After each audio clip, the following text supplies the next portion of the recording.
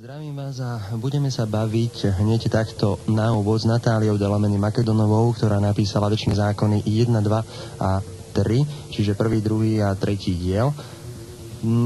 Ja tu čítam, že je november a teda čas, kedy sa majú naplniť proroctvá o príchode Ducha Svätého na zem a od začiatku veľkej očisty zeme. Týmto pádom sme si pozvali pani Natáliu do našej relácie, aby sme priamo s ňou upresnili význam a zmysel týchto udalostí, ktorých sa máme tento mesiac dočkať. Pani Natália, ako ste prišli na to, že práve vy máte byť Matkou Ducha Svätého Emanuela? To je prvá otázka a ešte predtým prajem vám krásny dobrý večer. Dobrý večer. No, tak už som tu v tejto relácii viackrát o tom hovorila, ale mám to ako znovu opakovať pre nových poslucháčov, tak sa pokúsim teraz trochu inak. Takže ako som na to prišla, tak môžem vám úprimne prezradiť, že sama som na to neprišla. Dozvedela som sa to pri písaní mojej knihy Večné zákony, v ktorých som mala zvestovať narodenie Ducha Svätého na zemi podľa Biblie a aj iných proroctiev. Keď som túto udalosť písala, nevedela som ešte, kto bude jeho matkou. Až po dešifrovaní Apokalypsy, zjavenia Jána, som pochopila, že ňou mám byť ja. Úprimne sa priznávam, mala som čo robiť, aby som to strávila. Ja sa tiež priznám, že je to dosť veľká odvaha priznať si niečo takéto. A čo vám dáva takú istotu, že sa nemýlite? Veľa vecí, ktoré spomínam v knihe a ktoré som už tu spomínala, takže neviem, ako by som to povedala konkrétnejšie. Kto nečítal knihu, tak toho by to aj tak nepresvedčilo, tie fakty. Takže neostáva nič iné, iba kto je zvedavý, pozrie do knihy. Ja konkrétne myslím na to, že vo svojich výkladoch sa nemýlite. Že konkrétne, ja myslím na toto, že konkrétne sa nemýlite v tom, že pri písaní 1., 2. a 3. diela ste sa dozvedeli, že máte byť Matkou Ducha Svätého, čiže Emanuela. Čo vás vedie k tomu, že v tomto sa nemýlite? No to, že som knihu písala na základe proroctiev, kde to všetko vykladám a že vlastne výklad tých proroctiev by nebol schopný urobiť človek, lebo doteraz za 2000 alebo 3000 rokov, odkedy sa datujú prvé proroctvá o narodení Emanuela, ich ešte nikto neotvoril takým spôsobom, aby sa dalo dešifrovať, kedy sa to stane a ako sa to stane. Čiže jedine Boh, ktorý tieto proroctvá nadiktoval, ich mohol aj otvoriť v pravý čas a cestu, ktorá vlastne ich naplňa. Ešte predtým, ako si zahráme a prerušíme týmto pádom náš rozhovor na chvíľu krátkou pesničkou, ako viete dokázať, že ste boli vedená pri dešifrovaní Bohom a nie jeho protikladom satanom?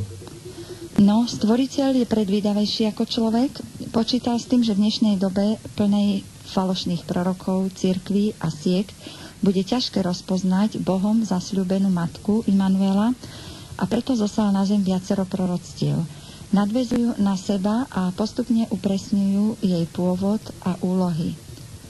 Iba jej dal Boh tú schopnosť otvoriť tieto proroctvá a naplniť ich. Ja predsa len ešte jedna otázka ma napadla. Nie je možné, že pri narodení Ducha Svätého bude pôsobiť Satan? Tak samozrejme, bude pôsobiť, bude sa snažiť to znemožniť.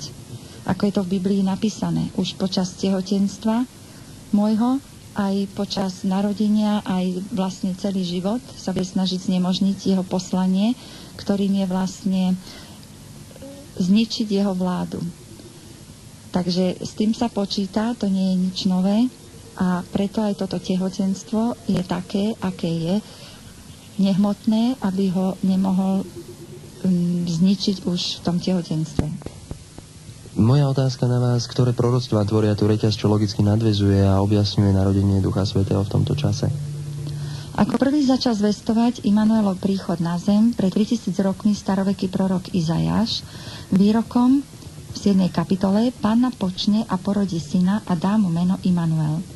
Celá prvá kniha jeho proroctiev objasňuje, že bude zároveň kráľom tisícročnej ríše, ktorá má nastať po veľkej očiste.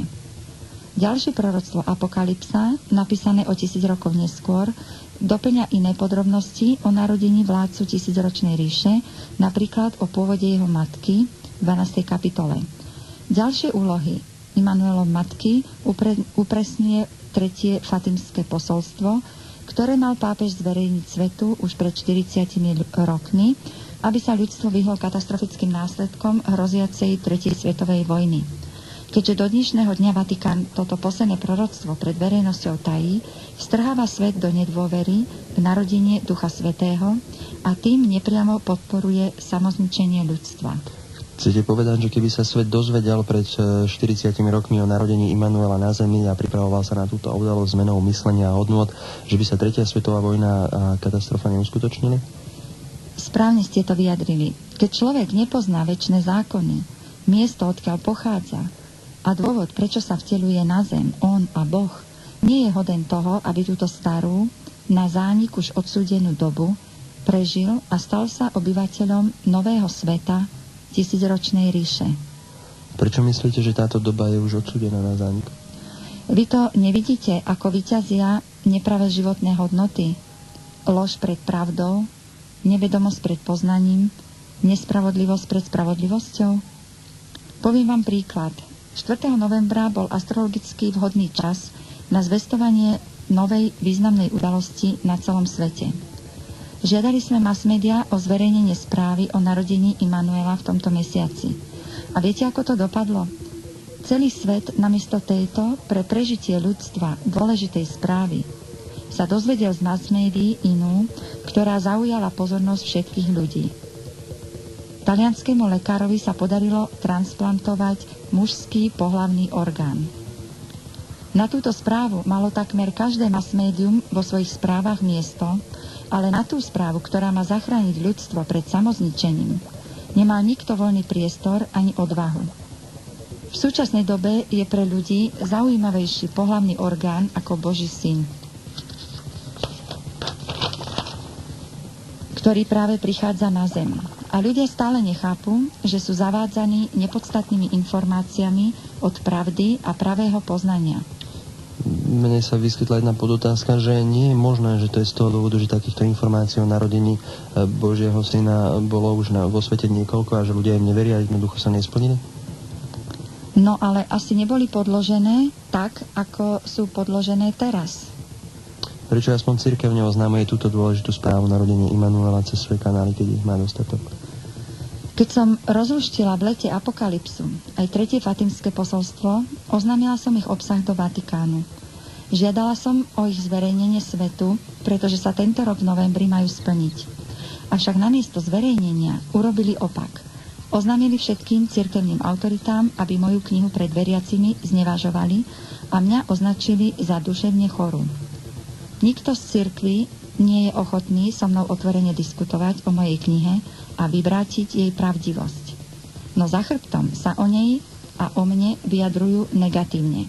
Z ich rečí jasne cítiť, že moje knihy nečítali a preto ani nemôžu poznať ich skutočnú hodnotu. Dnes je už moja kniha na celom Slovensku cirkvou zakázaná. Neviem, či si cirkev uvedomuje, že takto len dokazuje, že niečo v jej výkladoch Biblie nie je v poriadku, keď sa bojí mojich vysvetlení, ktoré sú iné. Keby v mojich knihách nebola pravda, nebrali by ich aj mňa tak vážne a nesnažili by sa ma tak verejne pranierovať. Viete túto falošnú úlohu cirkvi nejako dokázať, alebo sú to len vaše osobné dohady, domnienky? Túto správu o znevažovaní mojej osoby a mojich kníh Večné zákony som sa dozvedela z viacerých strán. Písali mi o to moji čitatelia z celého Slovenska, ktorých deti navštevujú cirkevné školy, alebo majú známych, ktorí sa to dopočuli v kostole.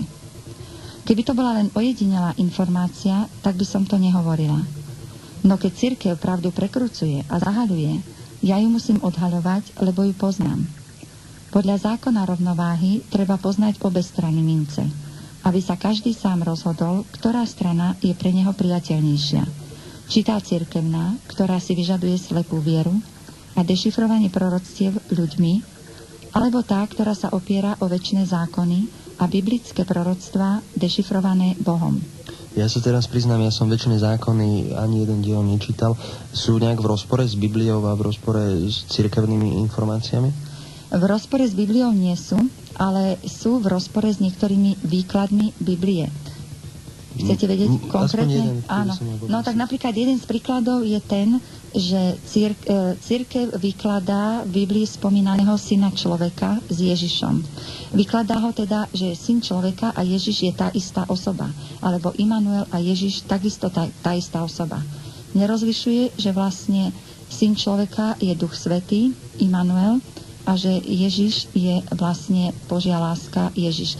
Každý má inú úlohu a v Zjavení Jána v 12. kapitole sa spomína narodenie kráľa tisícročnej ríše a to je vlastne prorokom oznamovaný Immanuel. Čiže tieto výklady potom zabraňujú ľuďom, aby pochopili, že aj keď majú v Zjavení Jána popísané narodenie Ducha Svätého, teda kráľa tisícročnej ríše, tak oni ho nečakajú, lebo cirkev im to vykladá, že to je vlastne Ježiš.